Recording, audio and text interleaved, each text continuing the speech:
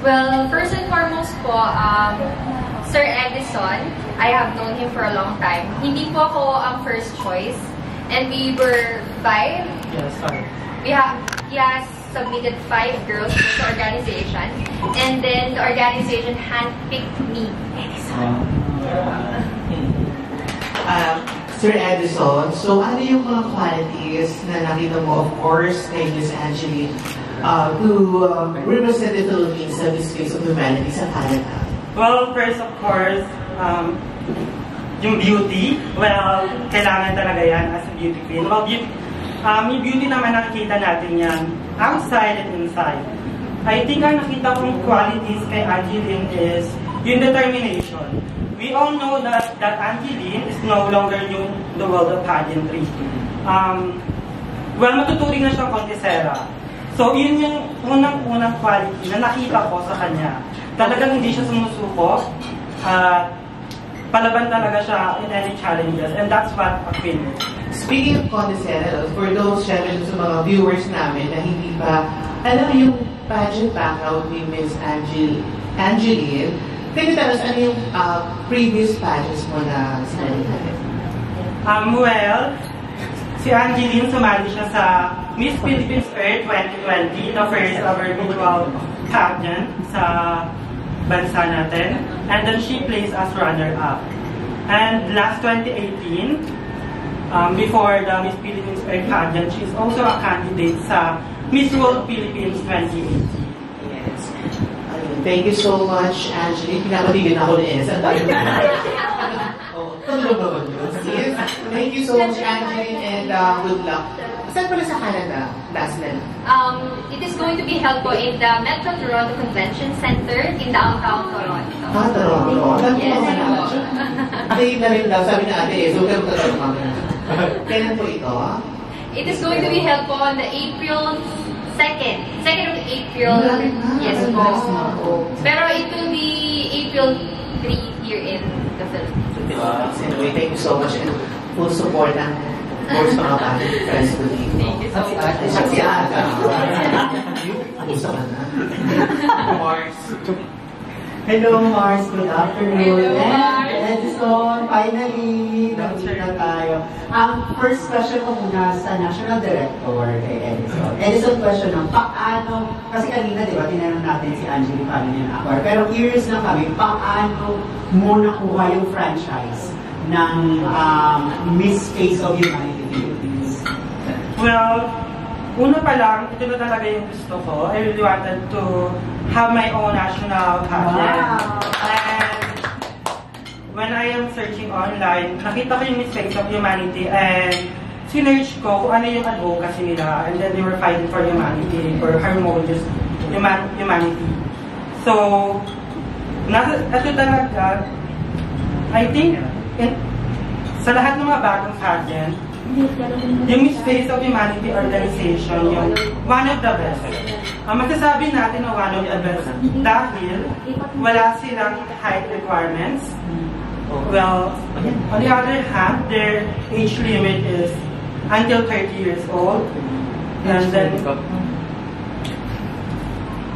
also, when it comes to physical appearance, everyone is welcome. And I would like to announce that later this year, we are going to have a national pageant. And I hope sa mga nanonood ng live and you wanted to join, feel free to submit your application. And then after this send-off, ipopost na namin yung mga requirements na need nyo i-submit. And thank you so much din sa pageant medias na pumunta dito. Especially to Mars France na nag-message sa inyo para pumatay na ito. And maraming salamat dahil wala kayo. Walang kanya to yun. Yun ako maraming salamat. Thank you, Edison. And syempre kay Angeline, I know that parang twice nang na-postpone yung pageant, once na-postpone yung pageant due to pandemic. Pero, Mars, question lang, how was your preparation with regards to this pageant? Well, actually, at first po, overwhelmed pa ako kasi it's going to be my first time going in an international pageant. And hindi ko siya in-expect na magiging ganito siya kabongga and everything because knowing that it is an inaugural one, bago pa lang siya. And ang naging preparation ko po during that time is mind conditioning, more on mind conditioning. Because usually in the pageant industry, people would always consider how you look, how you speak, and what is the essence of your presence in everyone. And I have been subjected to several bashing before because of my body image and everything. And yes po, I suffered po in polycystic ovarian syndrome, and it was a hard thing for me to remove my shed weight a lot. So it really helped me give myself more time to, look for options on how to be more healthy. So for someone who is suffering polycystic ovarian syndrome, medyo mahirap po talaga sa kapayan. And syempre, sobrang cruel ng pageant industry if they see you, if you're not toned enough, you're someone who is not too perfect for their eyes. It can be quite damaging, especially for the candidate. But then, because of the opportunity, especially my national director, sobrang supportive niya. He gave me more time and he understood what is really happening within me. And sinabi niya sa akin, you are beautiful enough. You don't have to validate yourself with what people are trying to tell you. Thank you so much for that. So yun. And lastly, Mars, kasi hindi kasi nila alam that you are also a businesswoman. Yes. How do you manage now as a business owner, entrepreneur, and now beauty queen, competing international and waving our flag in upcoming Miss Face of Humanity? Brief background lang po, especially for those who are watching sa ating live. I am a licensed civil engineer po and I'm currently working at the Department of Public Works and Highways. And aside from that, yun nga po, meron po tayong business. Meron actually ongoing po ang aking bazaar business and clothing business. And how do I manage it? So, sa mga nag-business, ang una nating nagiging problem is kung paano siya palalakarin despite your schedule. Before, ang pinaka-mistake ko po is I micromanage. And then I realized that for you to be able to manage your time and do something else aside from doing your job, your day job, your career, I was able to expand myself and learn how to macromanage and handle more people. And that is how I manage my time. I entrust my ideas, my duties, my responsibilities to people. Kasi once you wanted to do something in your life, regardless if it's a business or something like your studies, like your household responsibilities, it is best that you know who to trust and entrust yourself at those times. Thank you. Wow, handang-handa na. Esel, anong tanong mo? Sir Edison po. Well, before namin mag-design na lumaban sa international pageant, we have already contacted a lot of designers. And one of those designers is Mr. Jan Steven Bernardo, Mac Anito, and then of course her evening gown designer, Mr. Vincent, and also with the help of our stylist, Mr. Engr. And then kinuha na yun from different designers around. Wala ko sa dito. Wala siya. Palapatid siya na Thank you. Hello, good afternoon. My question is for Sir Edison.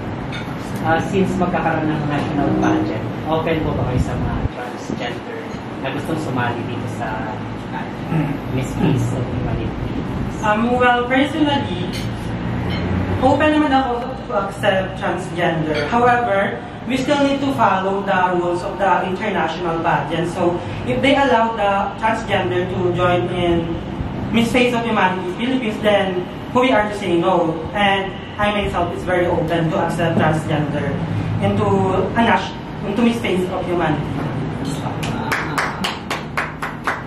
My question first is Angel. So, yung sa national costume, can you share kung ano pong isusuot mo?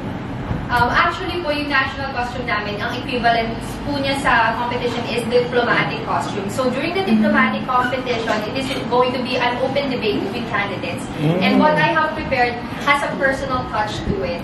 And I actually hand-painted the train of my gown. So you will see it in the competition po.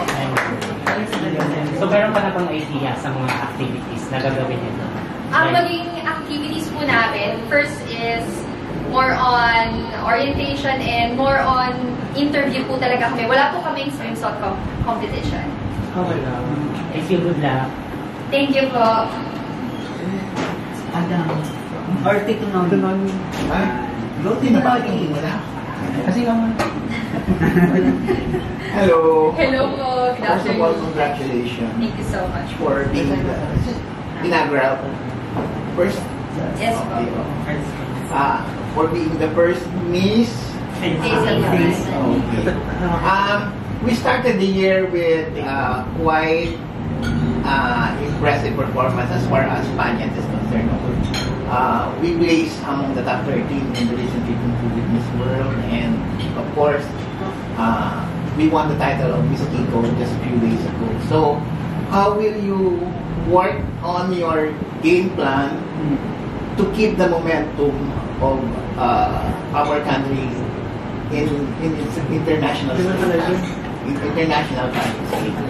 Yes po. So, ang naging game plan po namin before, since nagkaroon po ng postponement with the pageant, is we did not pick ourselves nung una pala. So, this is the time that we are trying to pick through and tickle the minds of the people of the organization. And yung participation nyo po, most especially, is going to help me to raise the flag in Toronto, Canada. And aside from that, I also conditioned myself more on studying about diplomatic issues, since yun nga po yung magiging focus ng pageant. Because it's not just about beauty, face, body, but it is also about what's in the mind of the candidates, as its advocacy is about women and youth empowerment. Okay, that's well said.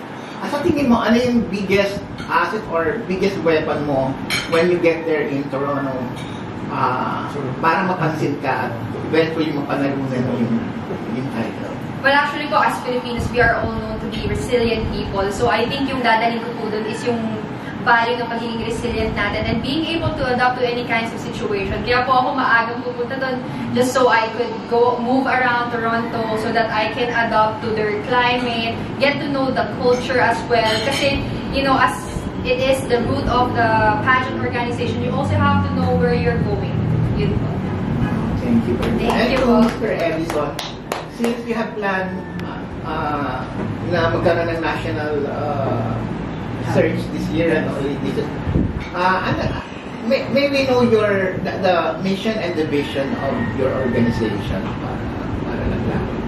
Well, actually, the mission and vision of our organization is we really wanted to bring the Filipina beauty into the international stage.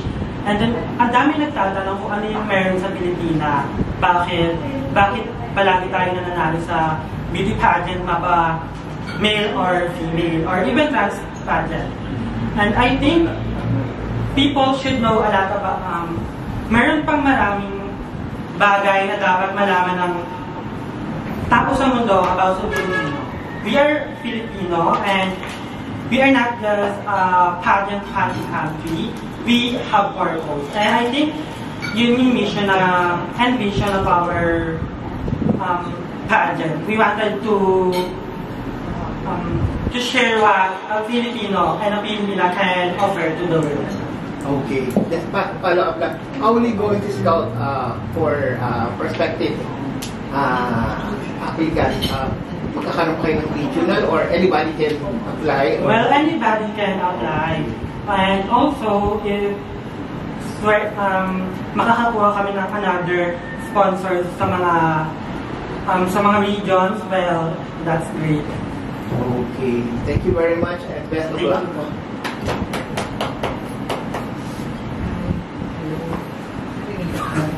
Hello, hi. Hi. Anyway, is ano nakikita mong diplomatic issues ng Philippines ang kailangan i-tackle? well, it's important that we tackle about the West Philippine Sea dispute. And prepared na po tayo kung anong pwedeng iba to sa aking questions. And as much as possible, I want it to be more neutral as we are fighting about our peace. And there are things that we should think about before we speak. And as someone who is going to be an ambassador or someone who is going to represent the Philippines, I, as much as possible, have more knowledge to these kinds of issues. Sir Ed, I'm so, my question is that, di ba ang first time ngayon na ang pageant? So, mas parang, how do you be sure the value at legit po yung pageant niyo? Sa Canada. Kasi di ba parang marami na kasi parang pageant yung nilabasan at yung iba parang meron sa scam pa. Yes. Well, good afternoon. Ang ginawa namin to make sure na legit yung pageant is we call the international director of Miss Face of Humanity, and also we do background check. And the last time, to prove it legit, they conducted a press conference with Miss Universe Thailand 2017, Pawin Sudagruin, and it was a very successful event. And I don't feel that Pasay will attend a scam pageant or yung hindi totoong Thai. Thank you. Miss Angel, so how can we help po sa iyong campaign sa pageant? Meron bang parang voting? Yes po. So, as much as I can, as much as I want to get your help, ang pinaka-best way po to help and support me is number one is to vote for me through the Miss Face of Humanity.global page. And also, you can like, share, and comment on the pictures of Miss Face of Humanity Philippines being posted in the official page of Miss Face of Humanity.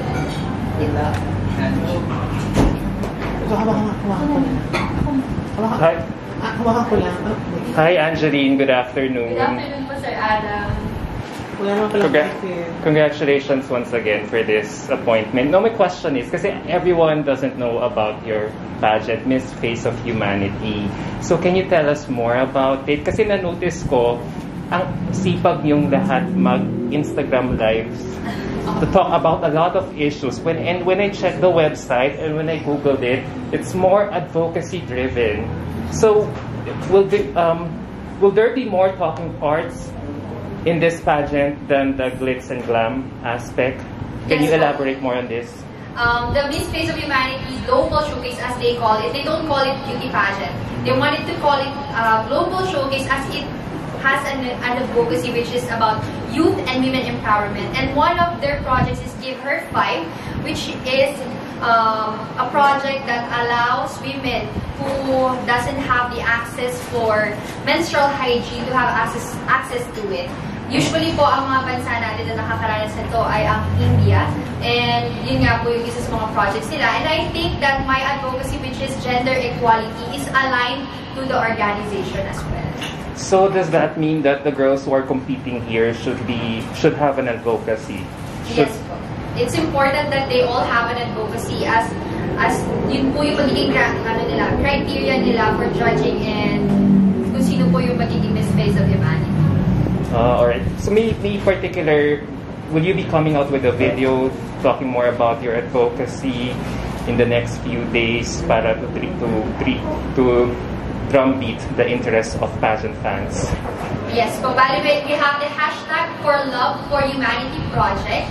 And yun po yung mga iba't ibang project ng mga beauty queens natin na kasali dito sa pageant na to. And for myself, I established my hashtag for Love for Humanity project through the hashtag Beyond Beautiful, Beyond Powerful Facebook Live. And I also did a lot of work in terms of charity works. Nag-ano din po tayo sa animals. I did hand-painted eco bags. I sold those and fed a lot of strays. How many contestants will you be competing against with? 31 candidates. Alright. Sige. Good luck, and I hope you'll be the first winner of MFOH. Thank you, Ms. Thank you so much po. As a inaugural na siya, diba? So usually pagka-inaugural, nakukuha lagi ng finance. May added pressure ba sa'yo? Sobra po.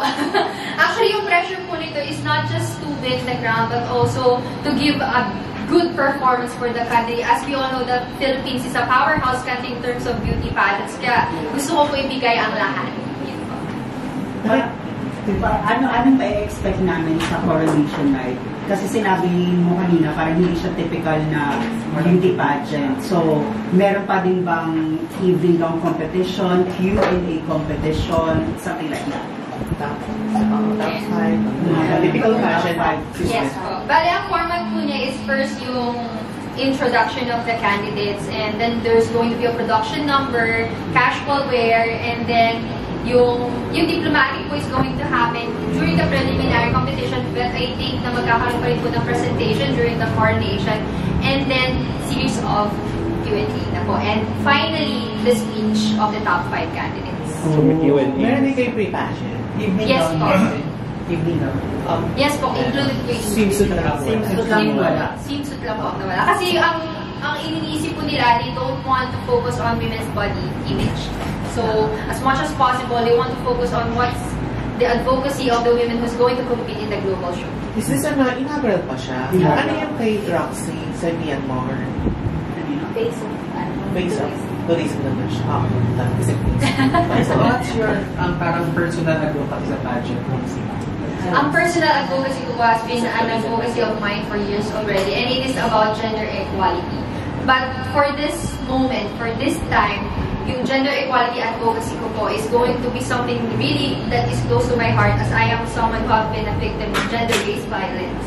So as someone who has been a victim of gender-based violence, I ensure that the word silence shouldn't be something that we use to those who have been victimized by these kinds of acts of violence. As someone who have been a victim of gender-based violence, silence is the best form of trying to give chance to these kinds of things to foster. And with that advocacy, I would like to share to everyone that women who are experiencing these kinds of things should have enough reason to be someone who will be speaking out, so that people will know when to stop, when to know that you are being victimized by people who are giving you sexual harassment, gender-based violence, domestic violence, and more. I have a question. Yeah, on the lighter side though, I believe yung good-looking guy is your boyfriend. Ano yung message ng boyfriend mo? Of course, boyfriend. Hindi ko naman yung message na lang.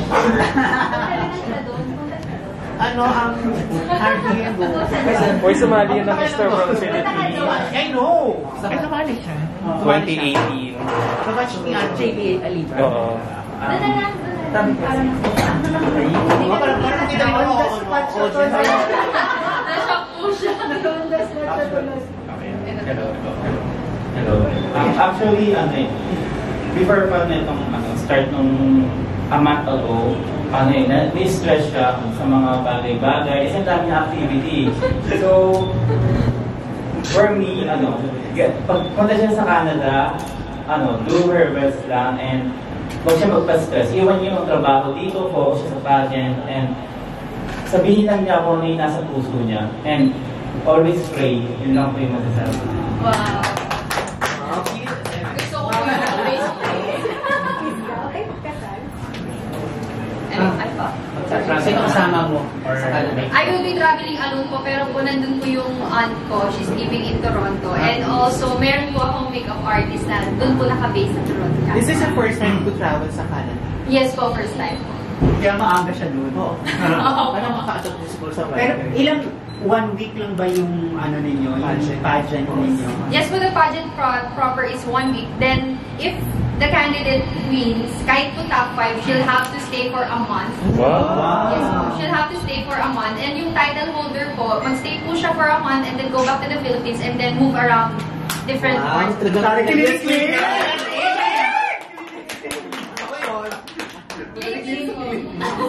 Nakita mo na ba yung mga candidates mo sa social media? Mong kalaban.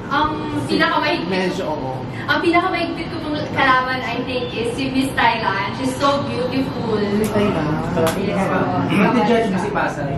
Mag-judge mo. National Director siya. May possibility ko na mag-judge siya. Kasi Canadian citizen po siya. Open ba yung venue for audience? Open for audience po siya, pero may tickets eh. Sana matapos. You've been through, you've been through several national beauty pageants in the past. Yes po, Miss Pearl. So how it will help you, those pageants, how it will help you in your quest, since in your quest for Miss Humanity, Face of Humanity, since this is advocacy-driven pageant, so paano makakatulong yung mga experience previous experience mo sa darating na contest mo? Thank you po. Lalo na yung Miss Philippines Art kasi advocacy-driven talaga. Actually po, ang unang nakapag-prepare po sa akin is yung Miss World Philippines. Doon niya na-enhance yung confidence ko, yung walk ko, yung form ko, and everything. But with the Miss Philippines Earth, it has prepared me a lot to this advocacy-driven competition. Kasi during the Miss Philippines Earth, more on Q&A po tayo, more on interview. So, kaya ngayon po, parang feeling ko Manila lang. Ano yung mga pre-pageant events? Kasi sabi mo, walang swimsuit, di ba? Yes. So, aside from the advocacy, ano yung ibang aspect mo competition? Bali po on March 26 pa. 26 magkakaroon po ng preliminary show, which is the fashion show of diplomatic costumes. And doon po namin i-raise yung aming advocacy speeches. Magkaka-debate po. Okay. Any message to your fans, supporters, family? Okay. First and foremost, thank you po sa lahat po na nandito ngayong araw. Sobrang na-touch po ako kasi last minute preparations and everything. I wasn't expecting that you will all come in this place. Siyempre, nagmamadali po tayo kasi mamaya na po yung flights ko. And yung family ko po, sa lahat ng friends ko na nandito, sa aming national director. Thank you so much for being yung simple na binigay niyo pong oras para po sa akin, sobrang laking bagay na po yun para ma-uplift po yung spirit ko during my competition. And I hope that you won't forget to like, share, and comment the post of Miss Face of Humanity for Miss Face of Humanity Philippines. Yun lamang po, maraming salamat. At lastly po pala, sorry, yung father ko po pala, gusto ko lang sana magsabi ng advance happy birthday, Papa!